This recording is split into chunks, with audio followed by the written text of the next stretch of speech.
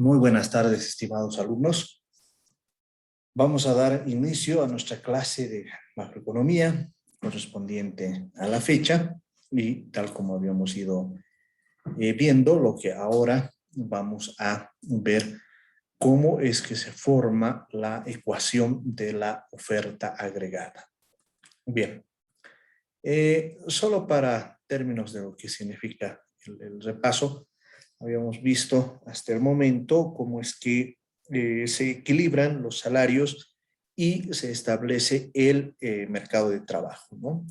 Habíamos indicado que la variable Z representa el resto de factores que afectan a los salarios con un nivel de precios y una tasa de desempleo dados, ¿no?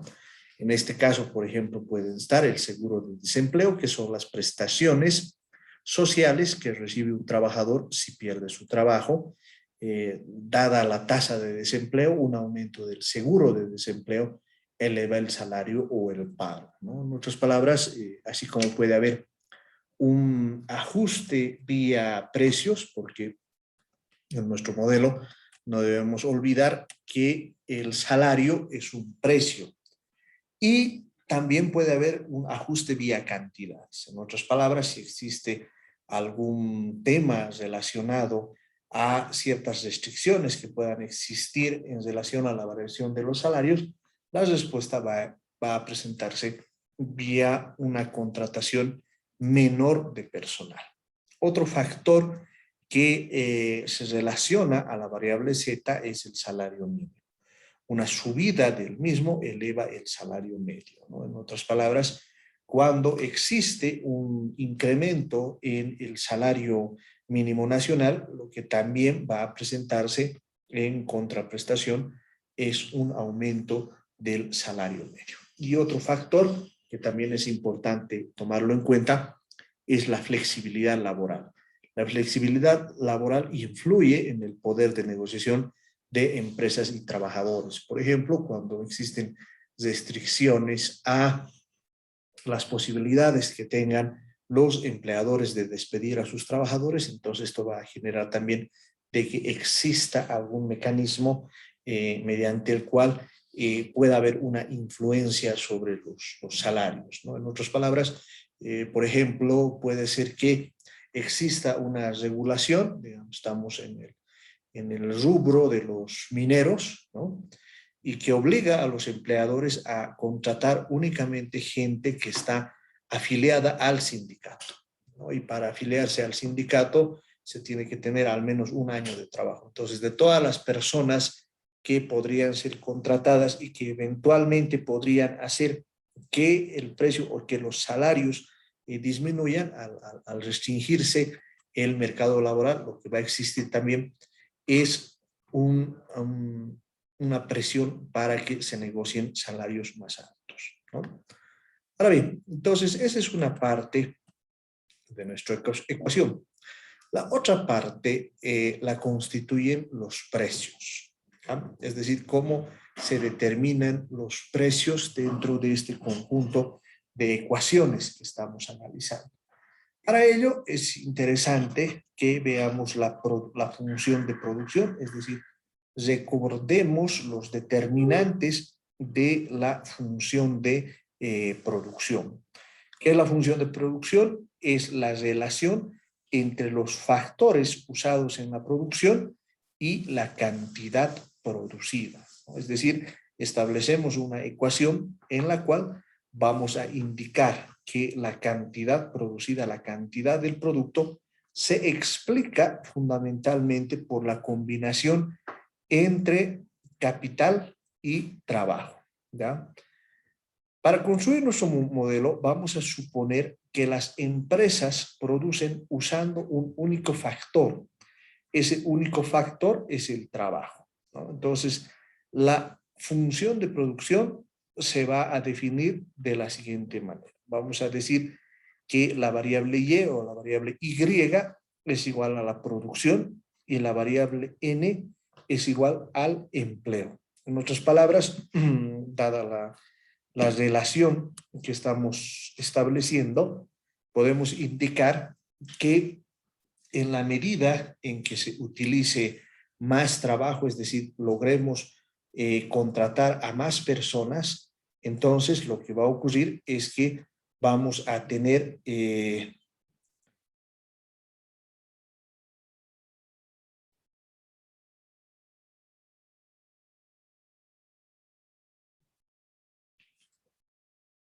a medida que vayamos contratando más gente, lo que vamos a tener es un mayor volumen de producción. A eso nos estamos refiriendo cuando decimos que todo lo que corresponda a las variaciones que puedan existir en términos de la cantidad de trabajo se van a traducir en variaciones en la producción. Ahora, ¿qué es lo que va a mediar? ¿Qué es lo que va a permitir explicar esta ecuación?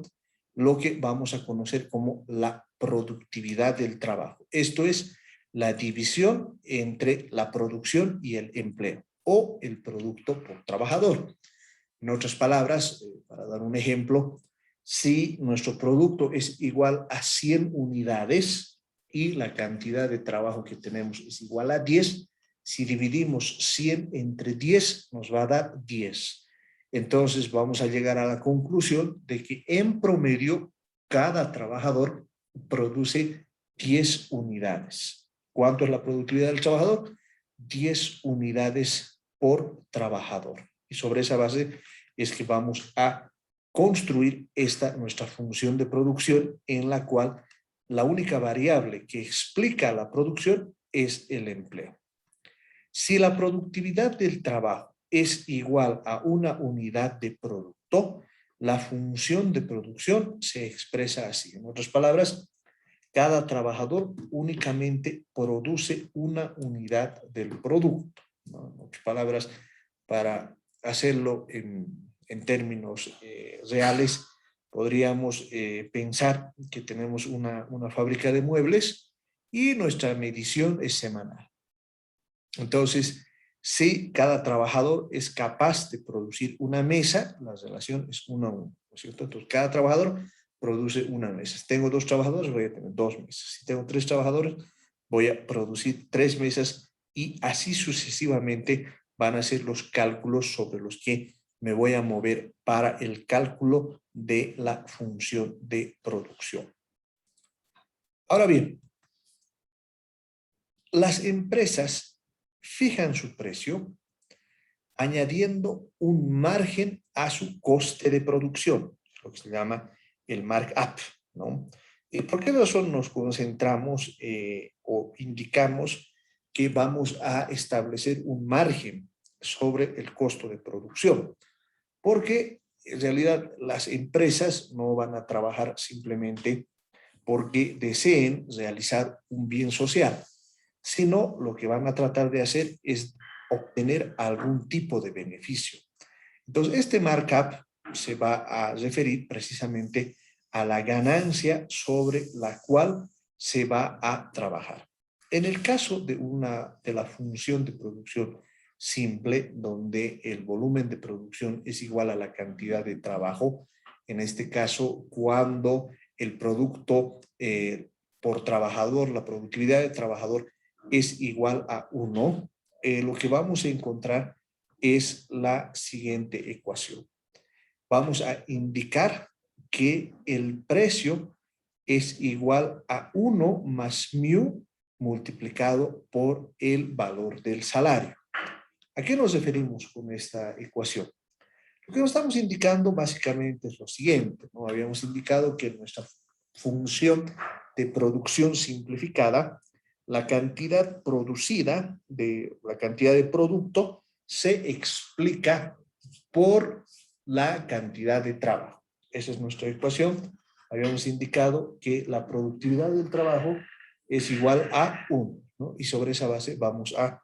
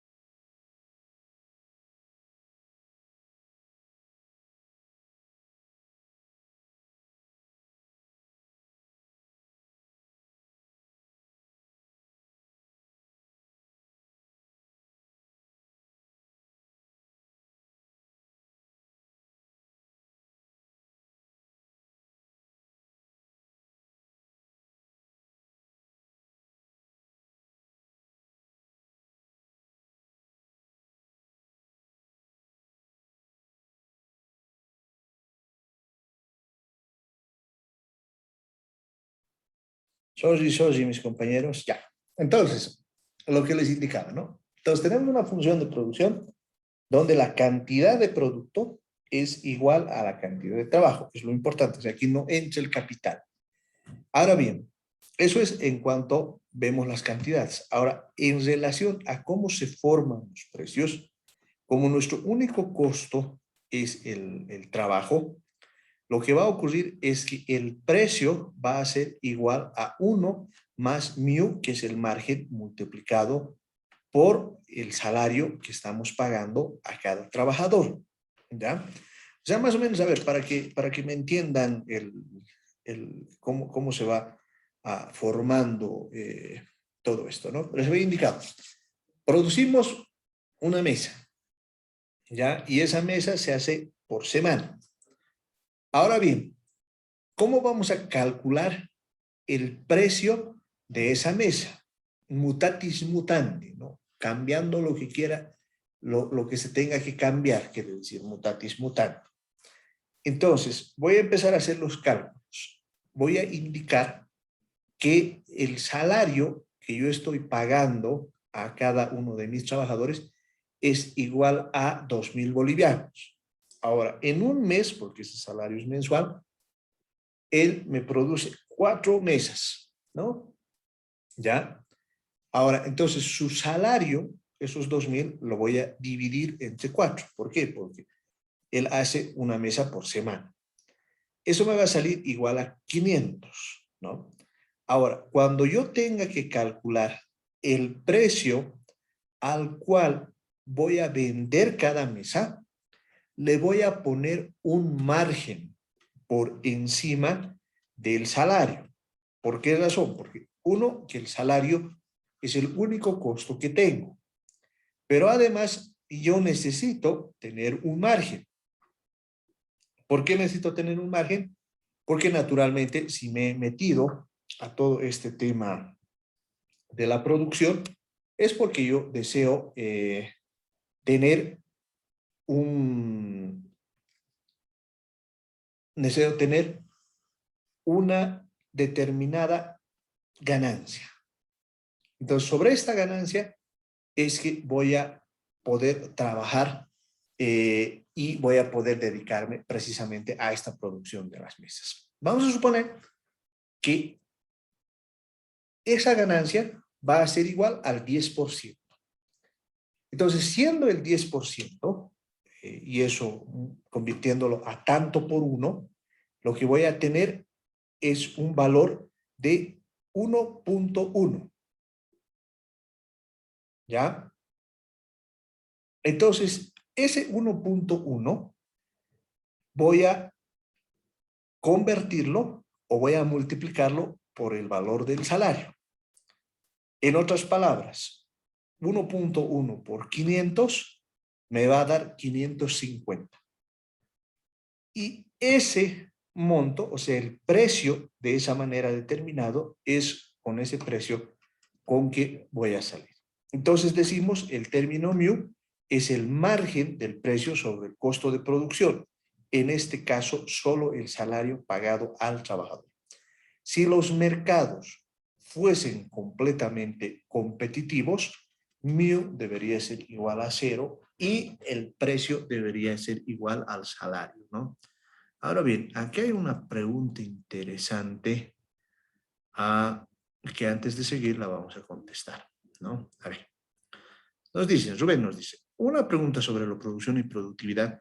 Yo tenía entendido y nos explicaron, esto tiene que de forma directa sobre lo que es la composición orgánica del capital, es decir, si tienes o es mayor tu composición orgánica de capital, es mayor tu producción. Sí, evidentemente, a ver, un primer consejo, no mezclen los aparatos teóricos, ¿no? No mezclen las teorías.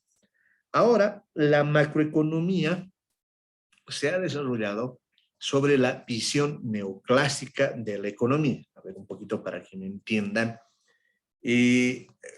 Así haciéndoles un rápido resumen de la historia del pensamiento económico, nuestros padres, por así decirlo, de la economía, eran dos. Uno era Adam Smith y el otro era David Ricardo, ¿no? Entonces, tanto Smith como Ricardo analizan cómo funciona la economía, ¿ya? ¿Cuál es el papel del trabajo? ¿Cuál es el papel del capital? Y de ahí nacen las dos grandes vertientes, ¿no? La primera, naturalmente, es el marxismo, donde se lleva el análisis del trabajo hasta el límite, ¿no? Y ahí es como se descubren cosas como la composición orgánica del capital, se descubren cosas como el plusvalor, la tendencia decreciente de la tasa de ganancia y demás temas, ¿no? Eso en términos de lo que significa la vertiente marxista. Por el otro lado, lo que se tiene es una versión que se llama neoclásica, en la cual el análisis se centra en la interacción de oferta y demanda.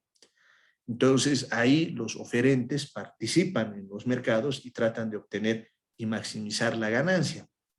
Lo nuevo en esta otra teoría es que incorpora el análisis de la demanda desde el punto de vista de que la demanda también conlleva un beneficio o utilidad. Más o menos, para explicarles rápidamente, se dice que hay un beneficio al comprar porque uno va con la intención de pagar un precio por un determinado bien. Digamos, voy al mercado, quiero comprar un televisor, yo pensaba pagar 2.000 bolivianos, pero lo encuentro en 1.500. Entonces esos 500 se constituyen en el beneficio. En una versión, en otra versión, se trata de medir la utilidad en términos del grado de satisfacción que me proporciona. Pero ¿cuál es el punto? En ese camino vamos por la oferta y la demanda, ¿ya? Y van a notar en todos los análisis que les estoy presentando, en esta visión neoclásica, todo es oferta y demanda. Sobre esa base se hace el análisis. En cambio, en la otra va por el otro lado. Si ustedes quieren, va por el lado del costo de producción. Y en última instancia es la producción la que define tanto a la oferta y la demanda, ¿cierto? Entonces, es otro tipo de análisis. Ahora, ¿qué es lo que yo les recomiendo? No mezclen ambos, ¿no? O sea, si van a trabajar el marxismo, trabajenlo, pero no, salvo cuando quieran criticar, ¿no es cierto? Porque si notan, en este caso, con lo que les estoy explicando, no nos interesa saber de dónde nace ese margen, ¿no? Simplemente lo damos como algo dado. Asumimos que los productores van a producir porque tienen interés en que exista un beneficio, punto. Ahora, ¿de dónde viene? ¿De dónde sale? La verdad que no es objeto de nuestra investigación. De hecho, decimos que si los mercados fuesen completamente competitivos, el beneficio sería igual a cero. ¿Por qué se dice eso? Se dice porque en realidad si los mercados fueran completamente competitivos, en realidad venderían a costo. ¿Y esto por qué se da? Se da porque cuando aparece la competencia, los productores tienden a bajar los precios. ¿Y por qué tienden a bajar los precios los productores? Porque consideran que en la medida en que puedan bajar sus precios, van a poder competir. En otras palabras, para darles un ejemplo concreto, ¿no es cierto? Yo soy un productor, un vendedor de mesas y las estoy vendiendo a 550. Pero como es un mercado competitivo, otra persona tiene la misma idea de producir mesas, las hace de la misma calidad, pero en lugar de venderlas a 550 bolivianos, las vende a 540. Otro viene y lo hace a 530, otro lo hace a 520. Es decir, si todos competimos y si fueran estos mercados completamente competitivos, el margen, la última unidad, quien determinaría el precio es precisamente aquel que haría que el margen sería igual a cero. Es decir, aquel que venda precisamente a costo, ¿no? Entonces, eso es lo importante que tenemos que checar dentro de este aparato teórico que estamos viendo. Ahora bien, sobre esos elementos es que vamos a trabajar la tasa natural de desempleo.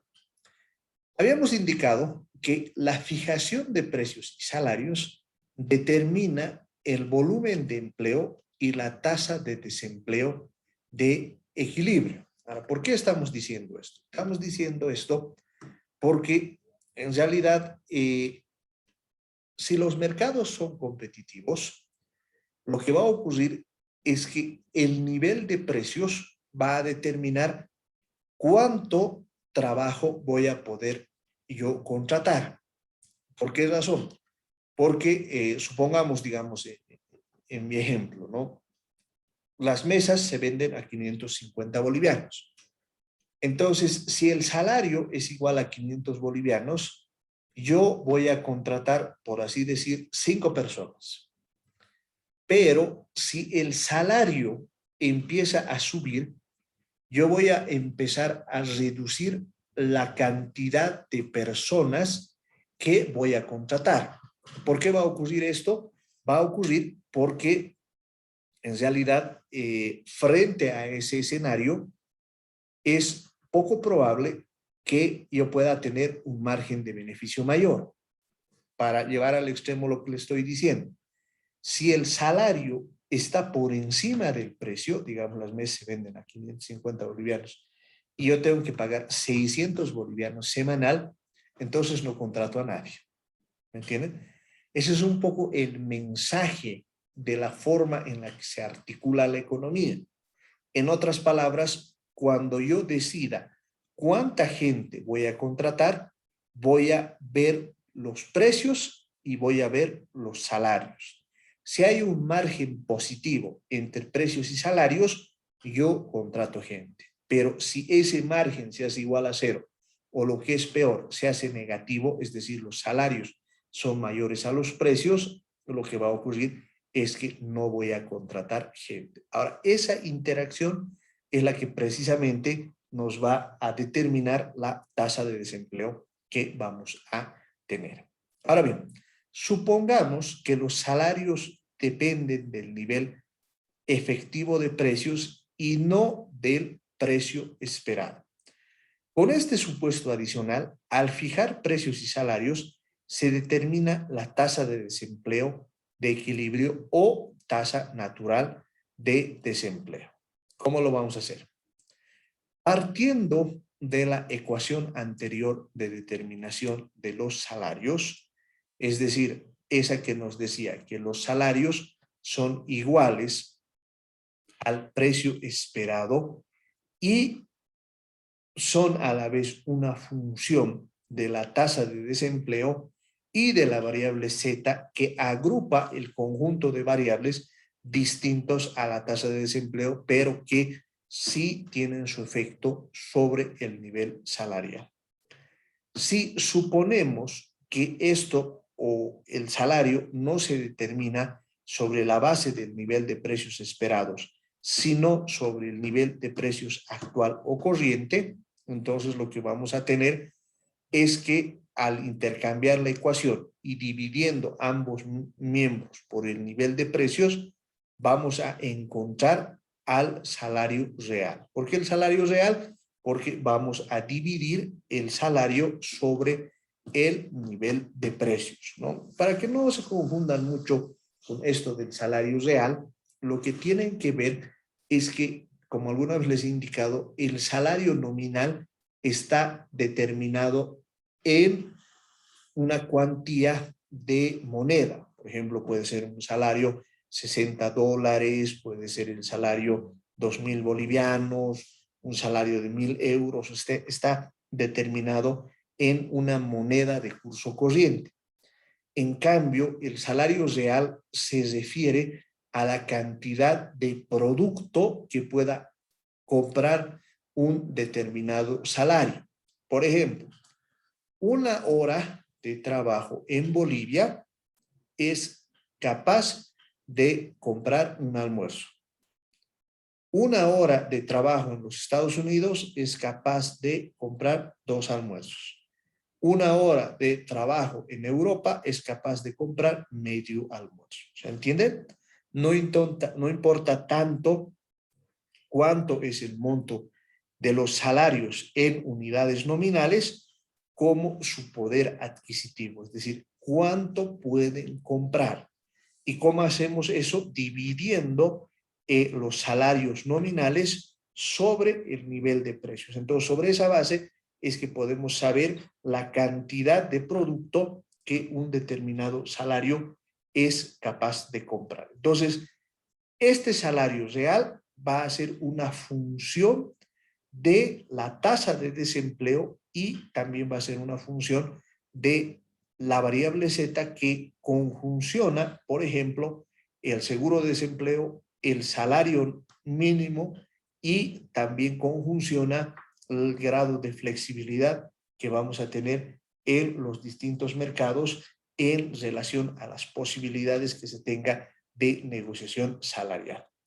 A esta relación entre el salario real y el desempleo es lo que vamos a denominar la ecuación de salarios. Entonces, cuando yo les pregunte a qué nos referimos con la ecuación de salarios, vamos a indicar que la ecuación de salarios no es otra cosa que la relación entre el salario real y el desempleo.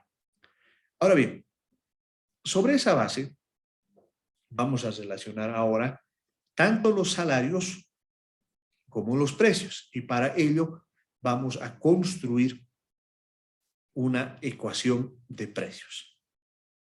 Habíamos indicado que la relación de determinación de precios es igual a este nivel de precios multiplicado por 1 más mu, y habíamos dicho que mu es el margen que los empresarios van a pedir para poder ofrecer sus productos. Eso multiplicado por el nivel de salarios, ¿ya? ¿Qué estamos acá? Lo único que estamos haciendo es ver el precio en función a los costos que tengamos. Si dividimos ambos miembros por los salarios, lo que vamos a tener es la siguiente ecuación. Vamos a tener el nivel de precios dividido entre el nivel o entre los salarios, y sobre esa base es que vamos a construir una ecuación que nos va a mostrar que la relación de precios sobre los salarios va a ser igual a 1 más el margen o 1 más mu. Si invertimos ambos miembros para expresar la ecuación en términos del salario real, lo que vamos a tener es que los salarios van a ser iguales a 1 dividido sobre 1 más mu. Sobre esa base es que vamos a estructurar el conjunto de elementos y vamos a indicar que esta es la ecuación de precios, la que nos va a permitir determinar cuánto es la cantidad de demanda que tenemos en un país. ¿Ya? Ahora bien, lo que vamos a hacer a continuación es relacionar los salarios, los precios y la tasa natural de desempleo. Para ello, lo que vamos a colocar en el eje de las ordenadas al salario real, es decir, W dividido entre P, el salario nominal ajustado en los precios, y en las coordenadas vamos a colocar a la tasa de desempleo. Si utilizamos la ecuación de salarios, lo que vamos a encontrar es que hay una relación inversa entre el salario real y la tasa de desempleo.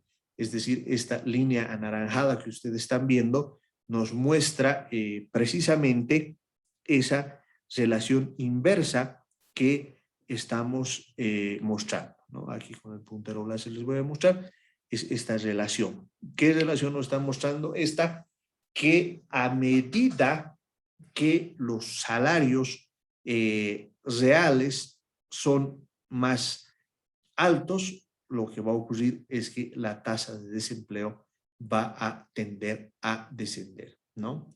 Y a medida que vamos a tener salarios que van a tender a bajar, vamos a tener una relación de mayor empleo, ¿no? Aquí hay que corregir un poquito el gráfico. En realidad esta no es la tasa de desempleo, es el empleo. Porque lo que van a notar es que en realidad en la medida en que el salario real es más alto, la cantidad de empleo que podamos contratar va a ser menor. A medida que el salario real es más bajo, la cantidad de empleo que vamos a contratar es mayor, ¿no? Eso simplemente como una precisión para destacar precisamente esta relación que puede existir entre salarios y empleos, ¿no? Bien. Ahora, ¿cómo vamos a introducir el tema de lo que significa la ecuación de precios? Porque hasta ahí podemos analizar todo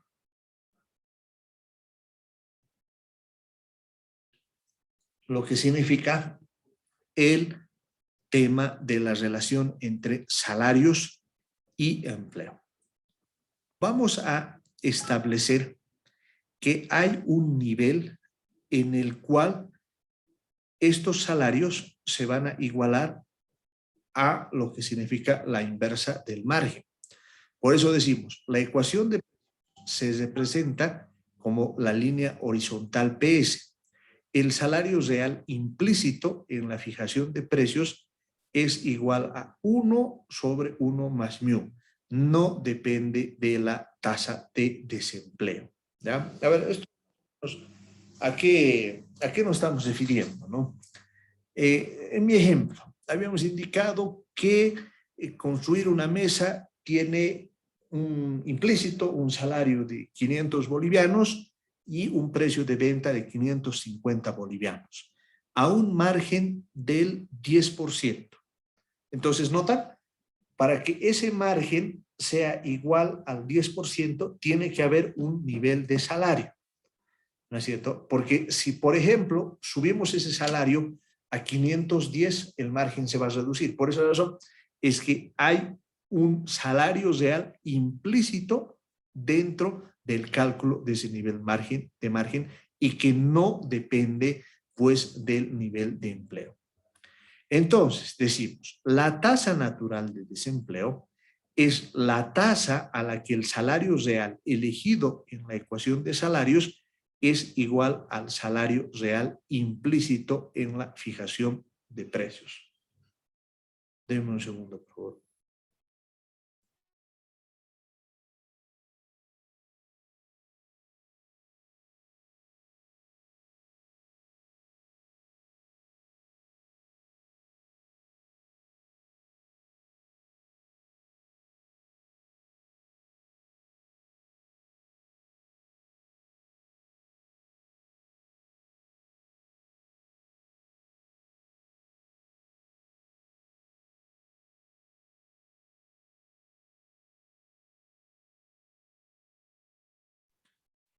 Entonces, vamos a decir, hay una tasa natural de desempleo que va a ser una tasa a la que el salario real elegido en la ecuación de salarios es igual al salario real implícito en la fijación de precios. En otras palabras, lo que les estaba diciendo, ¿no es cierto?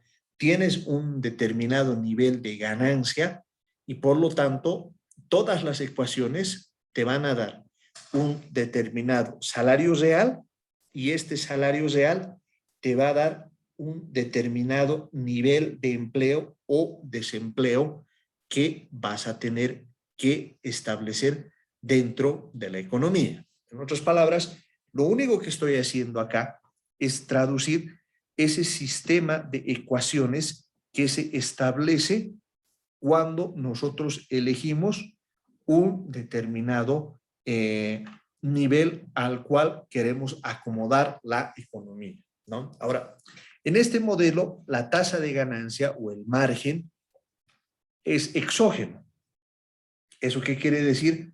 Que no está determinado precisamente dentro del modelo, sino está determinado por fuera del modelo. Un segundo, por favor.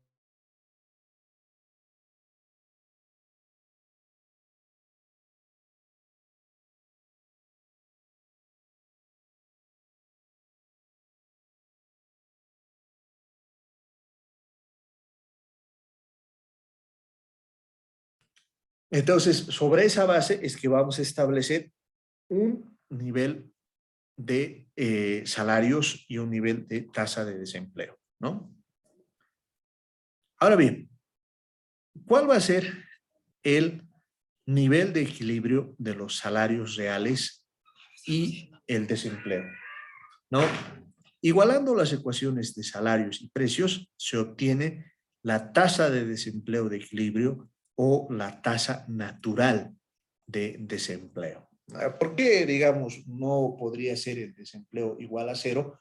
Porque existen factores que hacen que el desempleo no sea igual a cero. Para explicárselos en sencillito, más o menos les voy a indicar lo siguiente, ¿no? El caso boliviano podría adaptarse muy bien a esta situación que estamos analizando, ¿no? En última instancia, todo lo que significa el mercado de trabajo opera más o menos así. Supongan ustedes que en el caso boliviano, esa variable Z que hemos analizado solo tenga un componente, es decir, tiene tres componentes la variable Z, ¿no? Por un lado está el seguro de desempleo, el salario mínimo nacional y el grado de flexibilidad laboral relacionado a las leyes. Son los tres elementos que, aparte del desempleo, son los que determinan los salarios. Ahora, en Bolivia no tenemos un seguro de desempleo y vamos a suponer que el grado de flexibilidad laboral sea neutro, o sea, es decir, no tenga ningún efecto sobre el nivel salarial. Entonces, el nivel salarial va a estar determinado, aparte del desempleo, por el salario mínimo nacional. Entonces, cuando el salario mínimo nacional aumente, lo que va a ocurrir es que los salarios promedio también van a aumentar. Si los salarios promedio aumentan, lo que va a ocurrir es que la tasa de desempleo o el nivel de empleo, perdón, la tasa de desempleo va a subir. ¿Por qué razón? Porque si los salarios son más altos, las empresas no van a tener el incentivo para contratar, ¿no es cierto? En otras palabras, lo que alguna vez les he indicado, ¿no? Si ustedes quieren hacer una empresa, pero si los salarios mínimos son iguales a 6.000 bolivianos, no van a contratar a absolutamente nadie, ¿no? ¿Por qué les decía que el salario mínimo nacional va a tener un efecto sobre la tasa natural del desempleo? Por lo siguiente, supongamos que ustedes desean, frente a la fotocopiadora, desean abrir, perdón, frente a la universidad, desean abrir una fotocopiadora, ¿no? Ahora, hacen sus costos y van a notar que lo más que pueden pagarle, dado un margen de beneficio, digamos, del 10%, a una persona son 900 bolivianos al mes.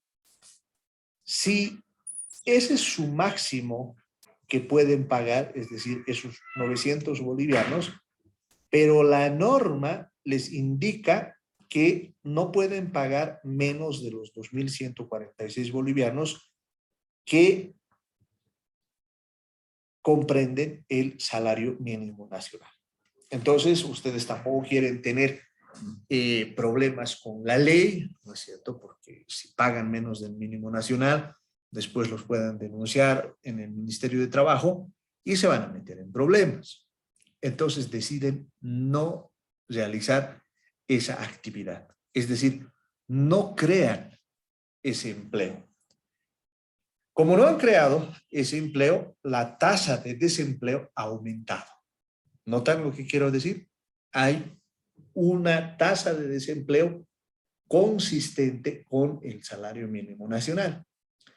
¿Podría, digamos, bajar esa tasa de desempleo? Sí, podría bajar, pero para ello tendrías que dar una alta flexibilidad precisamente al monto con el que vas a contratar a la gente.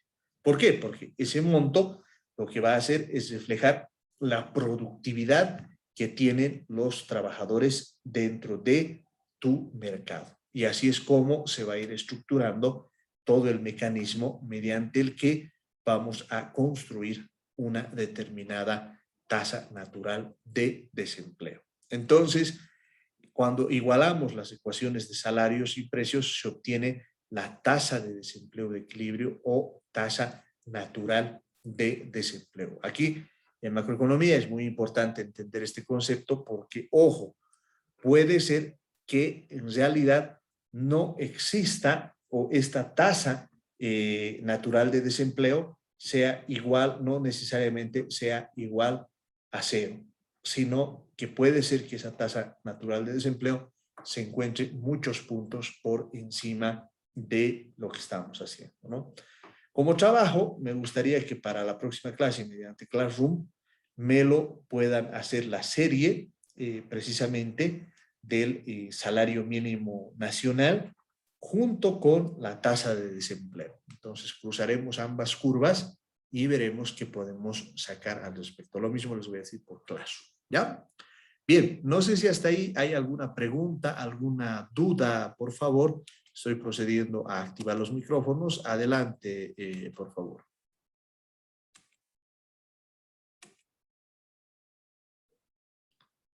Rubén nos pregunta, ¿cuál es la diferencia entre empleo y autoempleo?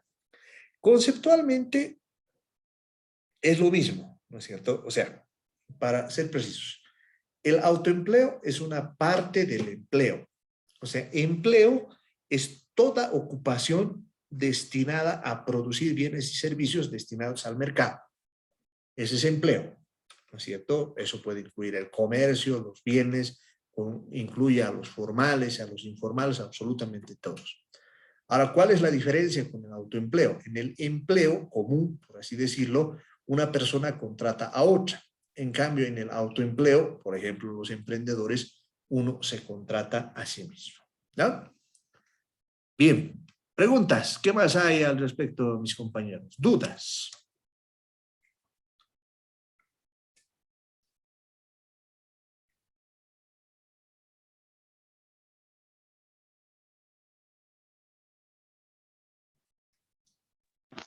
Buenas tardes, licenciado. Buenas tardes. Disculpe, licenciado, una consulta. ¿Va a seguir subiendo las clases grabadas? Disculpe. Sí. Les debo unas cuantas. Lo voy a subir. Precisamente ahora estoy grabando. Esta también la voy a subir. ¿Ya? Está bien, muchas gracias, licenciado. Listo. Muy bien, mis compañeros. Si no hay más dudas, ahí quedaríamos. Gracias. Licenciado, Sí. una consulta. ¿En qué parte del libro de Mankiw podemos profundizar lo que acabamos de avanzar? En todo lo que es oferta agregada, pero les he puesto en el libro de Blanchard, también ahí vean todo lo que es oferta agregada, por favor.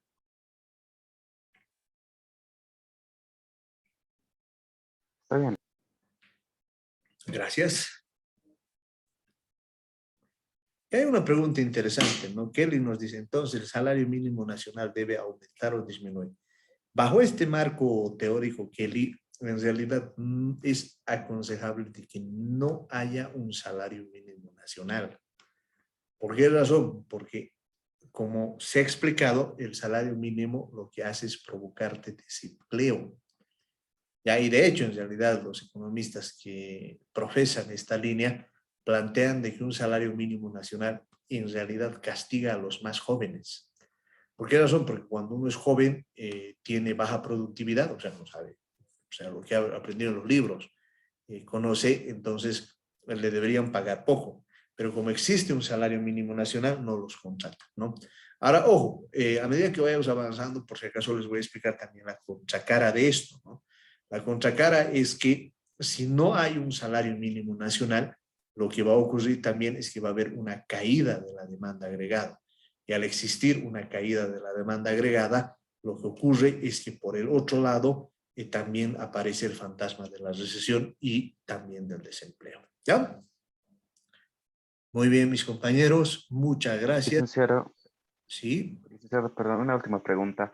Del trabajo para el día miércoles, ¿desde qué año lo tenemos que hacer? El trabajo para el día miércoles, háganmelo por favor desde el año 2000 hasta el año 2021. Pero Gracias. para el miércoles, que sea por favor para el día lunes. Muy poco tiempo es para el miércoles.